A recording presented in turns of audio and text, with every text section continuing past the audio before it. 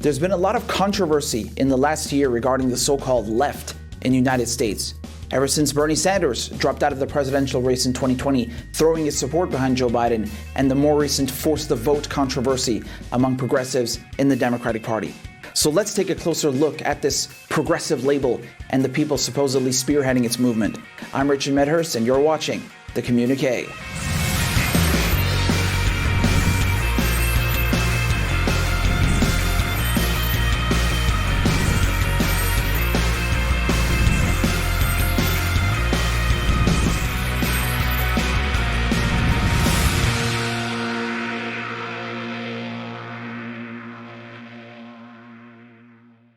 Heralded as a firebrand progressive, Alexandria Ocasio-Cortez was elected to represent New York's 14th congressional district in 2018.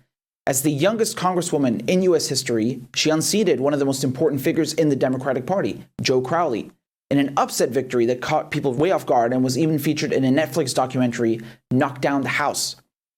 Along with other progressive newcomers elected to the House in historic races, AOC and her colleagues came to be known collectively as the Squad.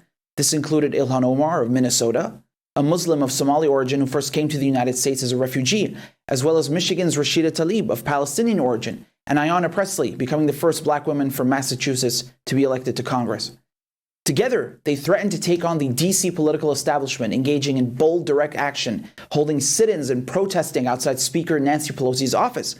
Indeed, at the time, these self-styled socialists or social democrats seemed to represent a new generation that wasn't afraid to break from traditional liberal orthodoxy. If you're a one-term Congress member, so what? You can make 10 years worth of change in one term if you're not afraid. AOC would decry Israel's massacre of Palestinians during the Right to Return marches in 2018-2019 and said that the Democratic Party needed new leadership and need not remain under the old guard of Nancy Pelosi and Chuck Schumer. Indeed, these new faces of the Democratic Party's left wing were not the usual old white men one was accustomed to seeing running the political affairs of the nation, but instead young, vibrant women of color who were willing to play hardball with Democrats and push for universal health care, a $15 minimum wage, action on climate change, and policies rooted in human rights. At least that's how it started. Whether it was the persistent and sustained attacks from Republicans or unrelenting pressure to conform to Democratic leadership, whatever it was, somewhere along the way, these so-called progressives, regarded by many as heroes, became the opposite of everything they had campaigned for. For many people who helped them with their election campaigns, canvassed in the streets, donated their hard-earned money, and put in so much time and energy to get them elected, this felt like a betrayal. The first warning signs began appearing when we heard last year in 2020 from Politico how AOC was firing her former staff that got her elected and replacing them with establishment figures. Not only that, but she wasn't extending support to other progressive challengers for fear of angering her party colleagues. Again, the entire premise of the progressive strategy is to challenge and unseat establishment Democrats. Instead of supporting new challengers, AOC was protecting the party.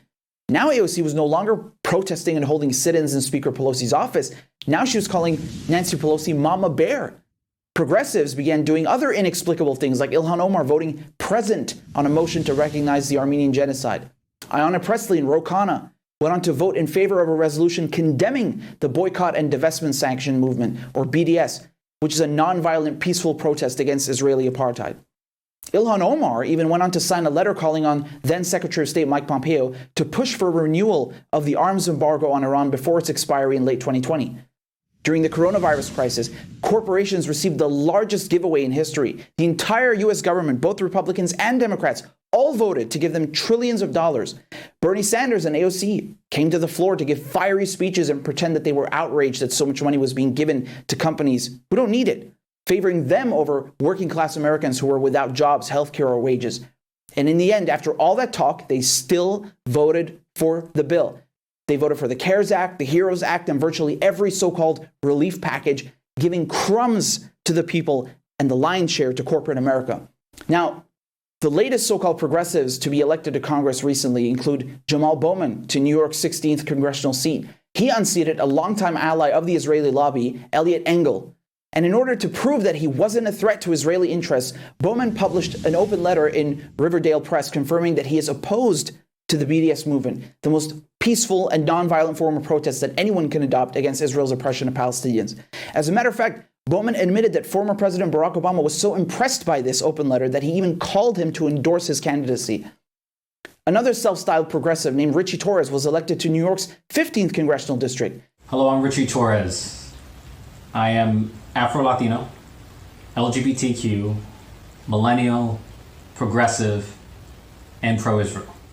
It's once again so astonishing to me how these politicians claim their politics and policies are rooted in human rights as they continue to protect Israel from any criticism and to be in a party and a government that subsidizes Israel's illegal occupation and oppression of Palestinians. During the 2020 Democratic primaries, when it became clear that Bernie Sanders' agenda became a threat to the Democratic Party, once again, Barack Obama made a few calls behind the scenes, persuading many of the challengers in the field to all drop out and rally behind Joe Biden. Once the race had been narrowed down to just two candidates with the entire weight of the establishment behind Joe Biden, it didn't take long for Bernie Sanders to drop out. Bernie Sanders had prided himself in building a popular grassroots movement made up of all age groups, ethnicities, and backgrounds. Instead of using his popularity and political capital to actually advance the progressive agenda, once again, Bernie Sanders pledged his support behind the establishment pick, Hillary Clinton in 2016 and now Joe Biden in 2020, abandoning his movement. The squad, who for the most part had endorsed Bernie Sanders, also rallied behind Joe Biden. Despite Joe Biden's abysmal record of working with segregationists, trying to cut Social Security, supporting the Iraq War, pushing the war on drugs, catering to the credit card industry, to the banks, to Big Pharma, and virtually every branch of the American corporate machine, these so-called progressives decided to endorse him and campaign on his behalf. How could these people who say their politics are all about elevating the working class and upholding human rights, who want Medicare for all, who want to increase Social Security, cut military spending, who stand on the opposite side of Joe Biden on virtually every issue, how can they just casually pledge their support to him? The line that we kept hearing from them and in the media was that, yeah, Joe Biden may be terrible on this issue or that issue, but once he's elected, we'll push him left. We have to elect him because we have no choice. Donald Trump is so terrible. He's an existential threat. He's the most dangerous president in modern history. Which, again, as horrible as Donald Trump surely is, that title definitely belongs to George W. Bush and his administration. But of course, all these neocons were themselves recruited, like Colin Powell speaking at the Democratic National Convention, in order to stump for Joe Biden.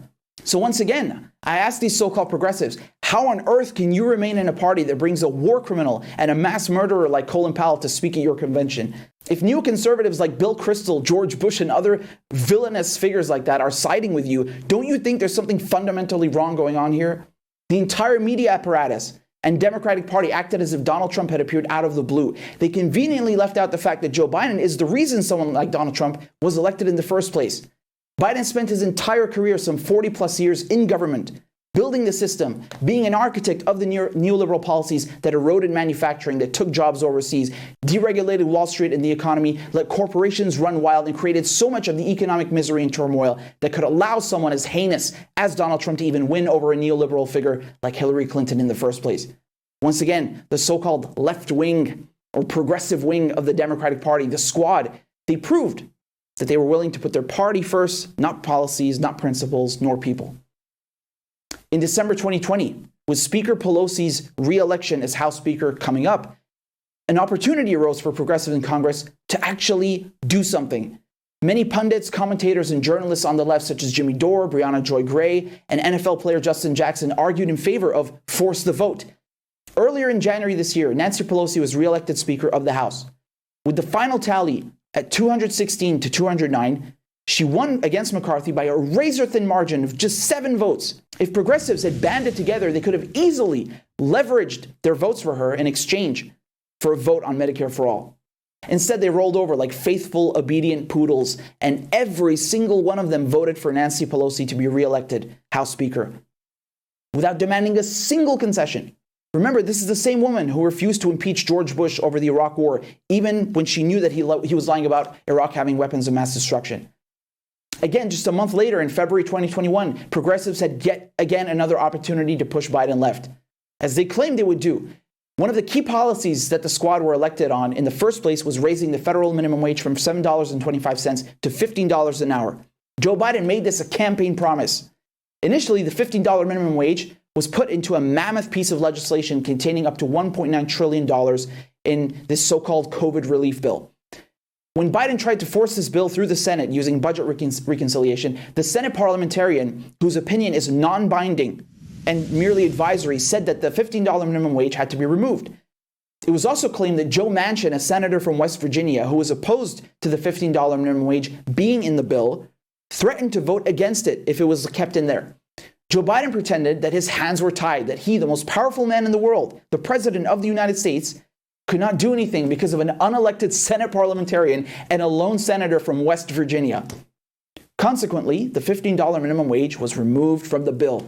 And when the bill was sent back to the House, it passed. It passed with a razor-thin margin of 9 votes. Just 9 votes. That's all it would have taken for progressives to hold up this must-pass bill. Instead of putting their foot down and saying, no, we refuse to vote for this bill because it doesn't have the $15 minimum wage, the so-called left wing of the Democratic Party, these progressives in Congress, they just accepted it. They voted for this bill, minus the $15 minimum wage. Isn't that interesting how Joe Manchin is willing to play hardball with Biden, but the progressives who claim they fight for workers won't? Not just that, but ever since Biden has taken office, AOC and her colleagues have done nothing but cover for Biden, even as he continues the very same policies they once criticized under Trump.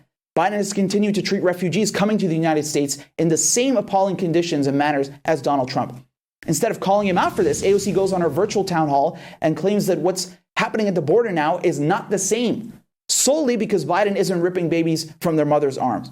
That's interesting because under Trump, AOC called the facilities at the U.S.-Mexico border concentration camps, with the phrase kids in cages becoming emblematic of the border crisis.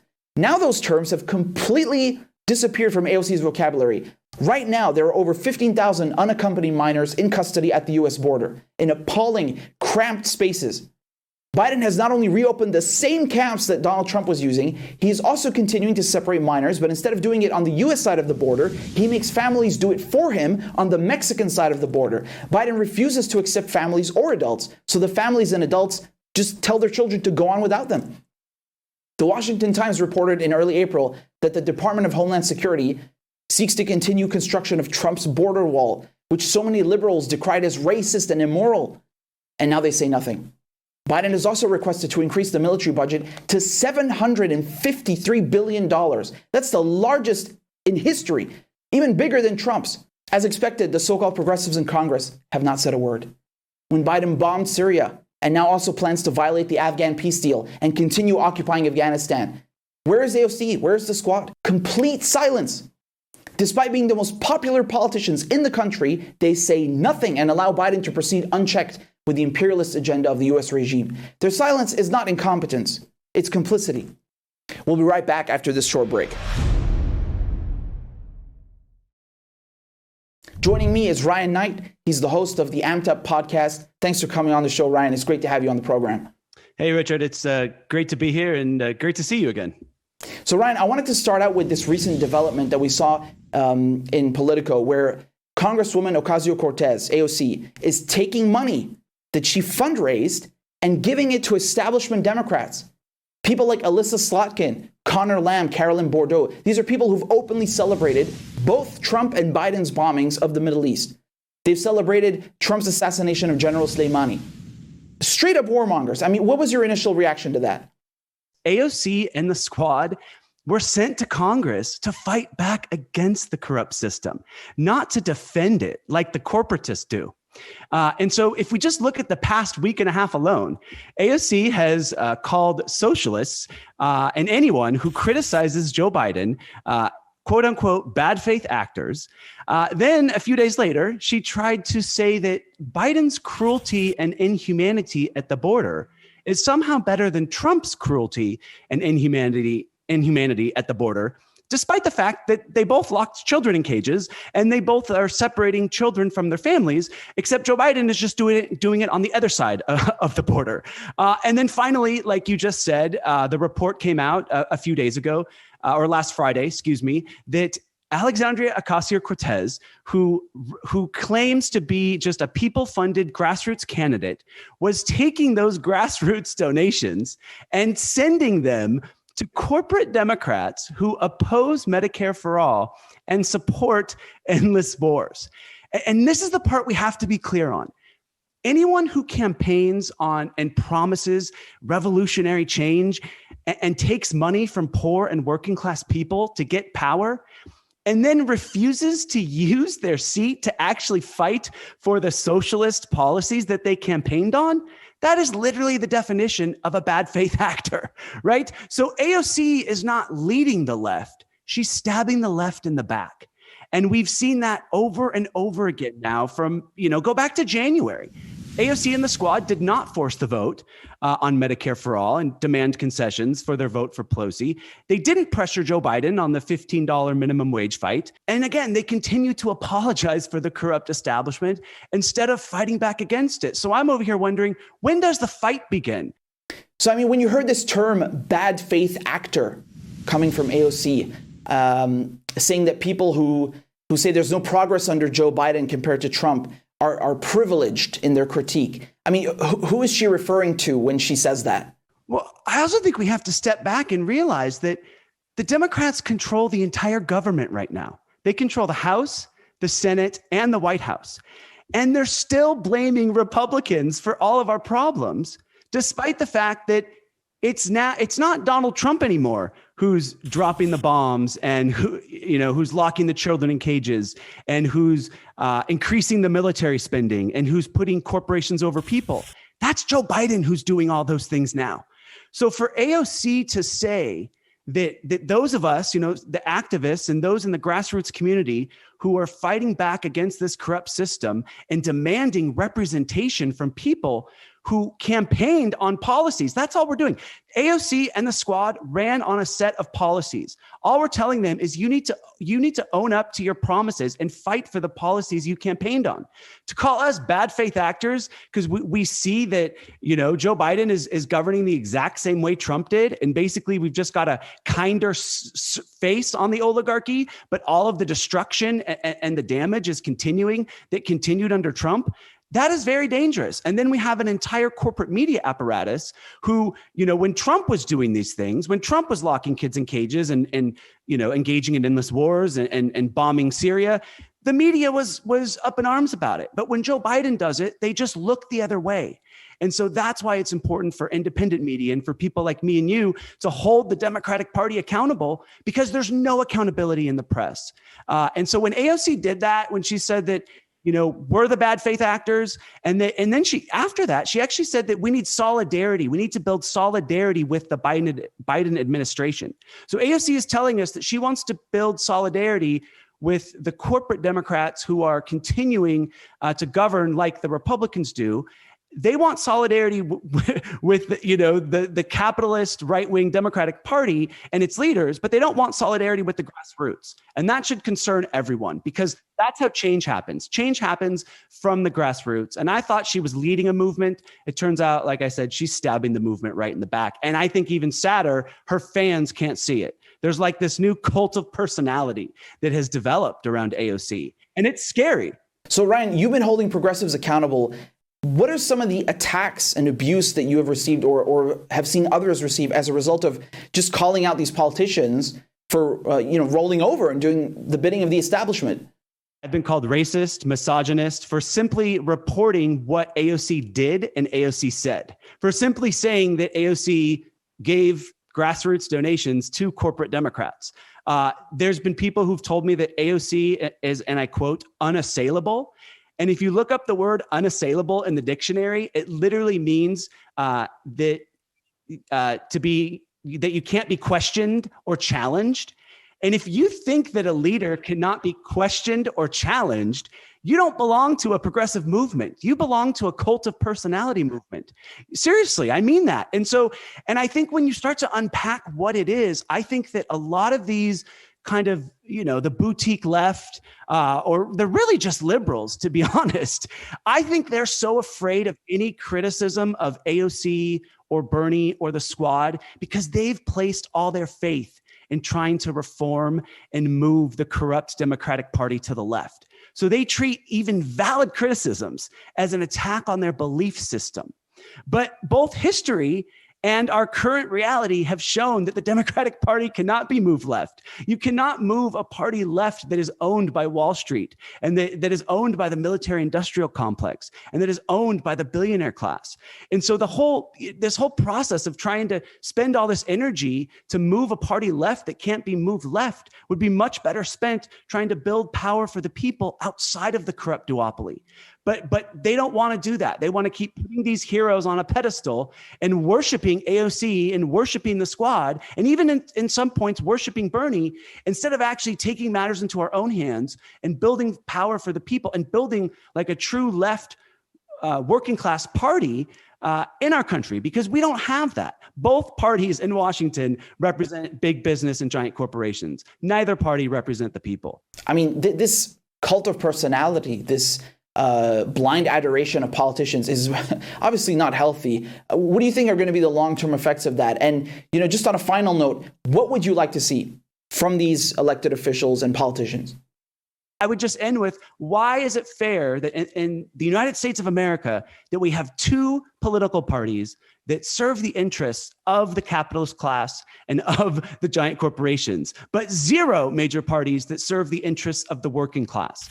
That is not right. That is not fair. And I would just tell people, you're never going to change the Democratic Party. They are going to continue to sedate the public with all these platitudes and all these promises, and then you give them power, and then they turn around and they govern just like the Republicans do for their giant corporations and for the military-industrial complex.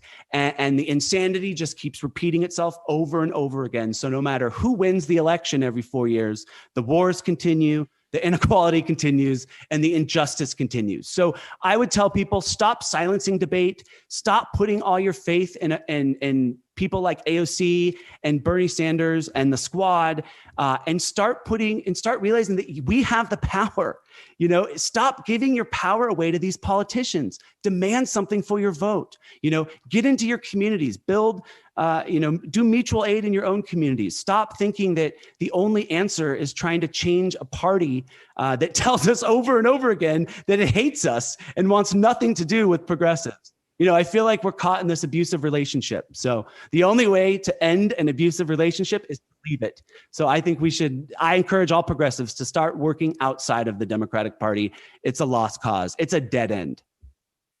Ryan Knight, thanks so much for the work you do on your podcast. Really appreciate having you on the program. Thank you. And I hope you come back on my show again. You were awesome to have. At the end of the day, let's be clear on something.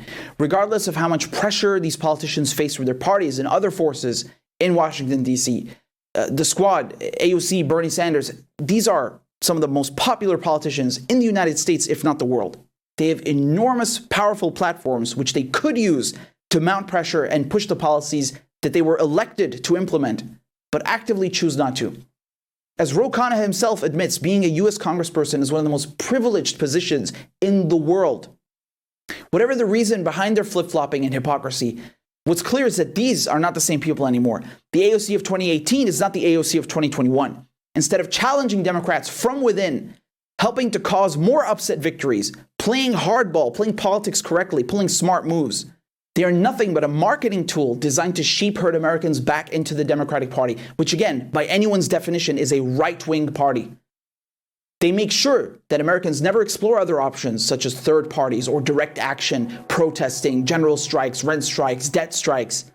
Their entire purpose is to protect the establishment in its entirety and to insulate the Democratic Party and Joe Biden and Nancy Pelosi and Chuck Schumer from criticism. The squad and all these other so-called progressives, they're not a threat to the establishment. They are de facto the establishment, but with a new face. Remember, the Democratic Party and the Republican Party are two sides of the same coin. Their differences are minimal, and they serve the same corporate masters. They uphold U.S. hegemony. They uphold the U.S. military-industrial complex. They protect Israel. They continue to deprive their own population of basic things like healthcare and housing. People who protect that kind of political system are not your friends. People often look at FDR as a progressive champion because he passed the New Deal. But they forget that the New Deal was only passed because FDR was pressured by a coalition of socialists, communists, unionists who threatened him with revolution. The New Deal was his way of silencing them, of placating the left.